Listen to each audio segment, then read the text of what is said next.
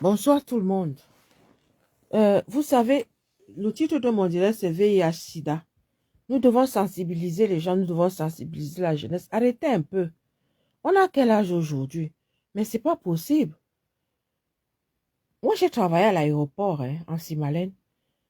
En 2 mois, il y a à un moment donné, en 2 mois, nous avons perdu successivement 4 collègues qui sont partis du VIH-Sida. Donc, nous avons eu le temps de voir comment cette maladie fait ses ravages. Donc, moi, je sais voir quelqu'un qui souffre de cette maladie-là. Je sais reconnaître quelqu'un qui a cette maladie-là. Et je sais comment elle évolue. Je connais les symptômes, les signes précurseurs de la faim. Je sais. Je sais reconnaître certains boutons, je sais reconnaître certains signes, certains gonflements, certains machins, je sais. Donc, quand les gens viennent souvent sur la toile dire du n'importe quoi, je sais que cette personne-ci raconte du pipeau. Arrêtez un peu. C'est un peu comme une grossesse. On cache la grossesse, mais on ne cache pas l'accouchement, on ne cache pas le bébé. Arrêtez un peu. Facebook vous donne même quoi? Les réseaux sociaux donnent même quoi aux gens? Quelqu'un est malade, gravement malade. On dirait que son voyage a même déjà commencé. Mais toujours dans les réseaux sociaux. Vous voulez même souvent prouver quoi aux gens? Bonjour Gladys. C'est quoi même cette histoire? Moi, je vais vous dire comment ça s'est passé avec mes collègues. Vous savez, il y a souvent des choses qui ne trompent pas. Quand on a commencé à indexer certaines personnes à l'aéroport là-bas, certains de nos collègues, c'est des gens qui nient toujours, hein. Et ce sont des gens qui ont la cuisse, ce sont des femmes qui ont la cuisse légère, qui sont toujours en train d'aller avec tel et tel et tel et tel et tel en train de distribuer cette maladie comme il n'est pas possible. Et on était toujours en train de dire aux autres collègues que faites attention. Il paraît que tel est séropositif, tel est séropositif, tel est comme ci, tel est comme ça là. Faites attention. Et c'est comme ça que ça s'est propagé chez nous là-bas. Vous savez qu'il y a des porteurs sains. Tu peux contracter la maladie, la distribuer, mais ne pas faire la maladie. Là, je vais vous parler du cas des 4 de mes collègues qui sont partis en l'espace de 2 mois. Après, je crois, 7 ans de maladie. Et qui ont fait le déni, qui ne voulaient pas accepter qu'elles étaient malades parce que c'était des femmes. Elles ont fait le déni de la maladie. Et c'est à la fin qu'elles ont avoué qu'elles avaient la maladie. À la fin, quand elles ont commencé à avoir ce qu'on appelle le rush, une poussée de boutons. C'est des petits boutons qui font comme la boubouille, qui font un peu comme la rougeole. Bonsoir, Oloke. Je vous donne des indices. Hein. Quand vous allez voir quelqu'un qui a une poussée de boutons sur le visage, généralement, c'est sur le visage et sur le corps aussi. Parce que ça fait souvent ça. Et avec la honte, elle mettait souvent le foulard comme les wadjo. Tu vois tout autour vous voyez tout autour du visage comme ça là. Pour que les gens ne voient pas. C'est une poussée de petits boutons comme la boubouille un peu là. Comme les petits boutons de la rougeole chez les enfants là. Et ça démange. Ça démange pas possible. Donc, quand elles ont commencé à voir ces boutons-là, parce qu'il y a la honte, non seulement tu prends un coup de vieux, mais ces boutons-là, déjà ça te déforme le visage, parce que ça t'enlaidit. Et de deux, tu vas commencer à perdre l'appétit. Tu vas commencer à devenir, ton visage va commencer à devenir comme si, un peu comme, la peau devient un peu comme si c'était le tendon. Je ne sais pas comment je peux vous expliquer ça. Tu prends carrément un coup de vieux. Tu commences à perdre l'appétit. Et ça, c'est un processus qui peut prendre entre 6 et 1 an. Jusqu'à tes derniers jours.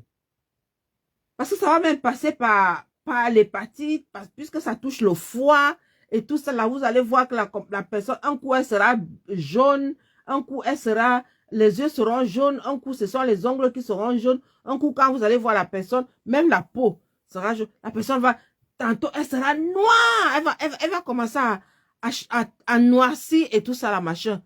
Donc, nous, on a eu le temps de voir tout ce processus-là. Parce que les pieds vont enfler. Bonsoir, Alphonsine, comment tu vas? Parce qu'à un moment donné, quand le foie est touché, les pieds vont commencer à enfler. Parce que la personne gonfle. Après, elle diminue et c'est les pieds qui commencent à enfler en bas. Les pieds gonflent. Hein? Et des fois, même quand la personne s'assied comme ça, quand vous la voyez lever, il y a des taches d'eau qui restent sur l'endroit où elle était assise. Par exemple, s'il y avait un coussin, vous voyez comment le coussin, il y a un peu de taches d'eau sur le coussin. Donc, ça veut dire qu'elle commence à perdre même les os. Parce que tellement elle a de l'eau dans le corps, puisque le foie suinte. C'est le foie où... Oui, c'est le foie qui suinte et tout ça, la machin. Donc, on a eu le temps de voir tout ça. On a eu le temps de voir tout ça, là. Donc, quand je vois les gens venus sur la toile, tu vois, quelqu'un va venir te dire que non, c'est parce que j'ai laissé le njang sang, ou bien parce que... Non, non, non, non, non, non, non, non, non. Nous, on connaît tout ça. On connaît tout ça. Arrêtez souvent. On ne joue pas avec la maladie. Oh, vous allez commencer à voir un coup, la personne sera à la maison. Après, la personne va disparaître 2 semaines à l'hôpital. Après, 3 semaines à la maison. 1 mois à l'hôpital. Après, 2 jours à la maison. Peut-être pendant qu'elle sera en train de faire le direct, elle va vous dire, j'arrive. C'est-à-dire, elle a déjà, puisque les selles ne restent plus, les selles deviennent liquides et tout ça, la machin. C'est ça qui fait en sorte que la personne maigrisse, puisque tout ce qu'elle mange, elle vomit, rien ne reste plus dans l'estomac et tout ça là. Donc, il faut que les gens arrêtent. Arrêtez le déni de la maladie. Prenez bien votre traitement. Prenez bien votre traitement. Il y va de votre santé. Quand vous voyez qu'il y a déjà un certain nombre de symptômes, ça veut dire que la maladie est déjà très, très, très avancée. Donc, vous ne prenez pas normalement. Comment vous savez que vous êtes malade? Ça, c'est une maladie qui n'aime pas l'alcool. C'est vous qui êtes dans les soirées tous les jours en train de boire de l'alcool. C'est vous qui êtes des alcooliques notoires. C'est vous qui fumez le ndepa et tout ça là. Cette maladie n'aime pas ça.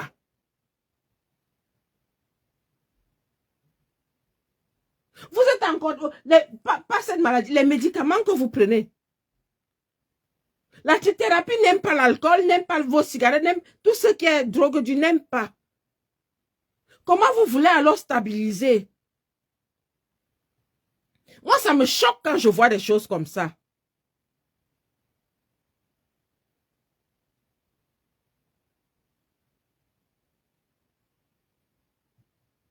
Quand le rush commence, ça veut dire que la maladie est déjà arrivée à un stade très, très, très avancé.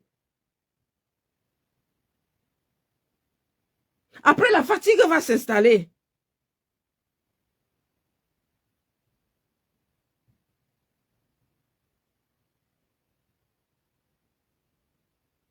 Parce que le rush est toujours accompagné de la nausée. La personne n'a plus envie de manger.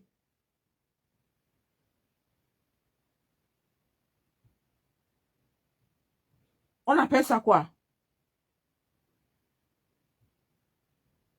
Perte d'appétit. Il y a une perte totale d'appétit.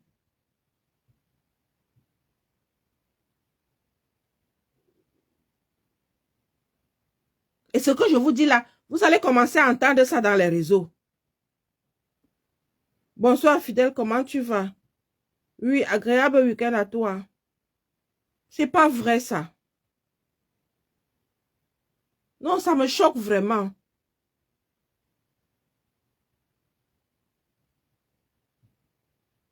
Ça me choque. J'ai entendu, on a dit que quelqu'un a des boutons, c'est le zona. C'est pas le zona, ça s'appelle le rush. Le zona sort souvent en début de maladie du VIH. Le rush, c'est vers la fin.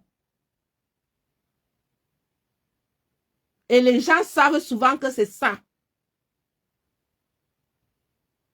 Mais ils viennent vous raconter du n'importe quoi dans les réseaux. Ils sont même pas obligés de venir vous dire.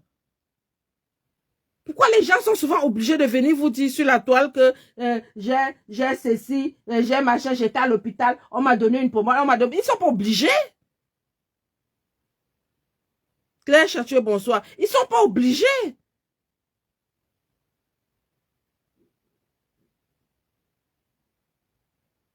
Moi, je vais vous parler de ma migraine parce que ma maladie ne tue pas. Elle est handicapante, mais elle ne tue pas.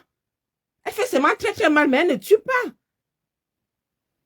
Ma maladie n'a pas d'effet secondaire. Elle m'handicape seulement, elle me met seulement mal à l'aise. Elle fait seulement en sorte que je ne puisse pas travailler dans un bureau. Parce que j'ai tellement mal. Je ne supporte pas l'excès de lumière, je ne supporte pas le bruit et je ne supporte pas les odeurs fortes. Donc, j'ai 17 choses que je ne dois pas avoir. Les émotions, par exemple. Je ne dois pas pleurer. J'ai pleuré ma petite soeur l'autre jour. Ça m'a déclenché la grosse migraine. Il y a des choses comme ça que je ne dois pas faire. M'énerver, je ne dois pas m'énerver. Trop de joie, je ne dois pas. J'ai 17 choses que je ne dois pas. C'est tout. Si je suis dans un environnement sain, je n'ai pas mal.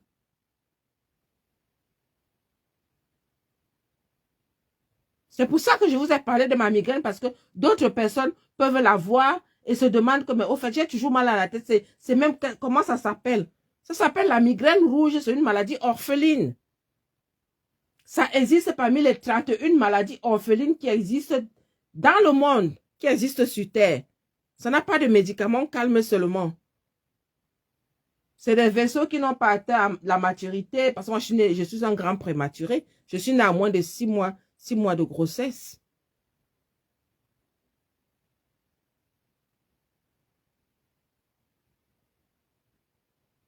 Donc, les gens qui viennent souvent se moquer de moi, là, c'est leur problème. Ils se moquent de ma douleur. J'ai souvent très, très mal et tout. Et quand j'ai mal, je pleure. Et à force de pleurer aussi, quand tu pleures, les larmes coulent. Le processus de faire couler les larmes, là, ce sont les nerfs, les vaisseaux. Et ça accentue encore. Ça peut encore jouer sur le machin. Comment on appelle ça? Le siège de la douleur qui est ici du côté gauche du cerveau, au centre du cerveau, du côté gauche. C'est le siège de la douleur là. Dans votre corps, le siège de la douleur, c'est, vous voyez, le centre du cerveau là, du côté gauche. C'est là le siège de la douleur. Si vous appuyez fort là, vous allez commencer à avoir mal à la tête parce que la douleur, elle se repose là. Elle débute là et elle se repose là. C'est comme ça que j'ai découvert quand on me soignait avec les lasers qui n'ont même pas marché parce qu'on a déjà expérimenté beaucoup d'appareils sur ma tête. Oui, Alphonsine, c'est comme ça. C'est la seule maladie que moi j'ai. Les autres ont les cancers, les machins, les ceci, les cela. C'est pour ça que je parle souvent de ma maladie. Parce qu'elle ne tue pas. Elle est seulement handicapée. Elle met seulement mal à l'aise. Si je suis avec vous là et que je commence à avoir mal, je vais commencer à me tordre de douleur là et tout. Et puis, les larmes vont commencer à couler. Et c'est vous qui serez mal. Oui, parce que moi, je suis habituée. Vous allez commencer à paniquer et tout. Donc, voilà. C'est pour ça que j'aime souvent rester seule chez moi. J'aime pas les commérages. J'aime pas les choses qui me font mal à la tête. Quand j'ai quelque chose, je viens, je te dis. Et puis, ça finit. Voilà. Donc, quand vous avez une maladie comme celle-là, prenez la peine de vous soigner. Au lieu de venir tous les jours dans Facebook faire du voyeurisme. Vous savez de quoi vous souffrez. Quand il y a déjà le rush comme ça, là, ça veut dire que votre maladie a déjà atteint une phase très, très, très avancée. Très, très, très avancée. Ce n'est pas moi qui vais vous dire. Quand on vous donnait la trithérapie, on vous a dit pas d'alcool, pas de drogue. Mais c'est tous les jours, vous êtes dans l'oncours. Et on vous a dit pas de multiplication de partenaires. À force d'aller avec des multiples partenaires, vous vous réinfectez encore. C'est vous qui changez les hommes comme les strings. C'est vous qui vendez le piment. Donc, vous vous réinfectez encore. Donc, vous ajoutez encore le sida dans le sida.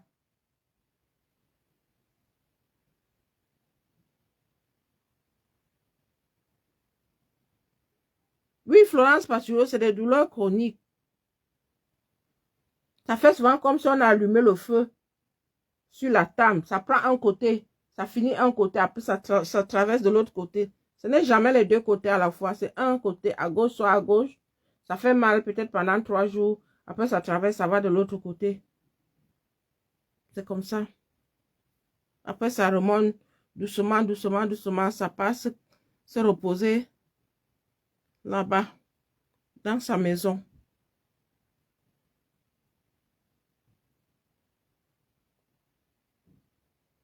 J'ai un DJ en douleur, ça veut dire quoi? Florent, j'ai pas compris, hein?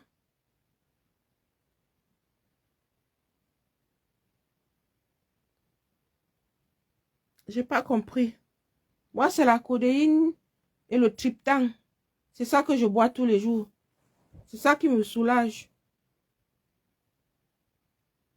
Parce que la gifle que mon ex-mari m'avait donnée m'a causé une fracture au niveau du cerveau. Donc, ça atteint le système nerveux central. Ce qui fait que il a fallu opérer l'intérieur de l'oreille pour colmater la brèche. Parce que le liquide céphalo-rachidien était sorti, avait un peu coulé, donc ça avait un peu diminué.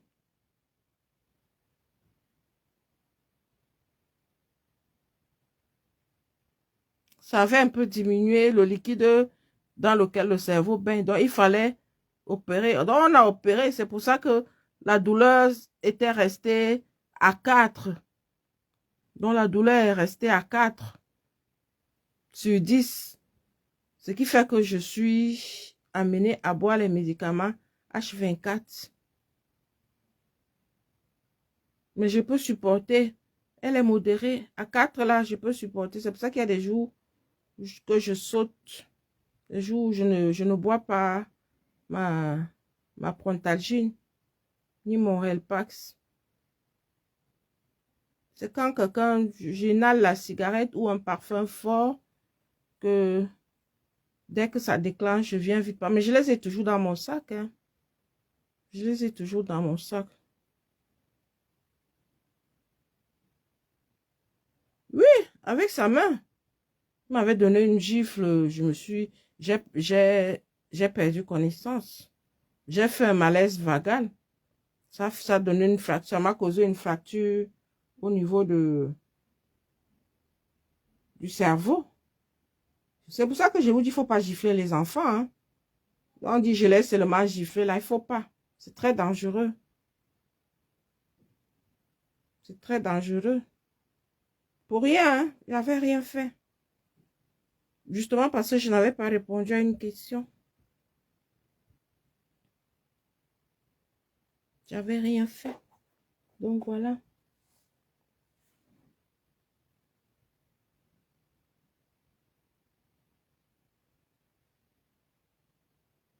Ah, mais c'est ça, non. Il voulait me tuer puisqu'il m'avait étranglé. Si je n'avais pas crié et les voisins ont entendu, c'est que vous me connaissez, même vous ne m'avez pas connu. C'était ça, oh, ma fille. Il faut laisser seulement. La vie, c'est comme ça. Chacun a son livre. Donc, on avait colmaté la brèche avec la peau qu'on avait prélevée ici derrière au-dessus de l'oreille et du silicone. Donc, le silicone, vous savez que le silicone, c'est quoi? C'est le caoutchouc ou c'est quoi là? C'est la résine. Ce qui fait que le corps humain qui est chaud à 37 degrés, la résine, c'était en 2012. Donc, la résine a déjà eu le temps de fondre. Il faut réopérer pour remettre. C'est pour ça alors. Comme vous entendez là que tout ce que vous entendez sur la toile là, voilà l'histoire. Il n'y a pas autre chose. Hein. Voilà l'histoire que moi-même je vous raconte. Vous savez que sur la toile, ils lisent les lettres dans les enveloppes. Ils racontent du n'importe quoi.